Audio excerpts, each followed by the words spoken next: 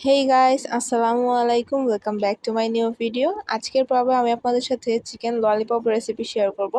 Restaurant স্টাইলে কিভাবে আপনারা সহজে এই চিকেন ললিপপ তৈরি করতে পারবেন সেটাই রেসিপি আজকে শেয়ার করব। তো কথা না বলে চলুন রেসিপিটি শুরু করা যাক। প্রথমে আমি এখানে চিকেনের লেগ পিস নিয়ে নিয়েছি। এবার একটা সাইড থেকে এভাবে মাংসগুলোকে ছাড়িয়ে নিয়ে নিচের দিকে নামিয়ে নিচ্ছি। তো এইভাবে একটা ললিপপের শেপ এসে পড়বে। তো এইভাবে করে আমি সবগুলোকে কেটে নিচ্ছি।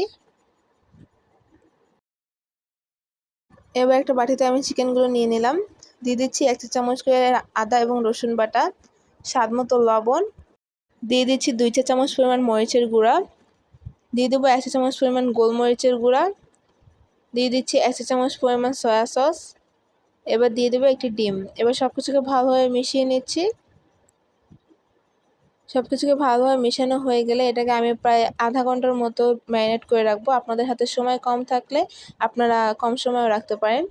এবার আধা ঘন্টা পর আমি এখানে প্রায় 4 টেবিল চামচের মতো ময়দা অ্যাড করে দিয়ে দিচ্ছি। আর দিয়ে দেবো 3 টেবিল চামচের মতো কর্নফ্লাওয়ার। এবার সব কিছুকে আবার ভালোভাবে মিশিয়ে নিচ্ছি। আপনাদের কাছে কর্নফ্লাওয়ার না থাকলে চালের গুঁড়া ইউজ করতে পারেন। তো সব কিছুকে ভালোভাবে মেশানো হয়ে গেছে। তো এবার আমি আবারও এটাকে 20 মিনিটের মতো ঢাকনা দিয়ে ঢেকে রেখে দেবো। এবার চুলায় একটা প্যানে তেল গরম করে আমি চিকেনগুলোকে ভেজে নিচ্ছি। চিকেনগুলোকে একদম মিডিয়াম আঁচে ভাজতে হবে, তা না হলে উপর থেকে হয়ে যাবে, ভিতরের মাংসটা সিদ্ধ হবে না। তো আমি সবগুলো চিকেনকে একে একে ভেজে নিচ্ছি। এই চিকেনগুলো ভাজতে আমার প্রায় 10 থেকে 12 মিনিটের মতো সময় লেগেছে। তো আমার চিকেনগুলো হয়ে গেছে, এবার আমি এগুলোকে উঠিয়ে নিব।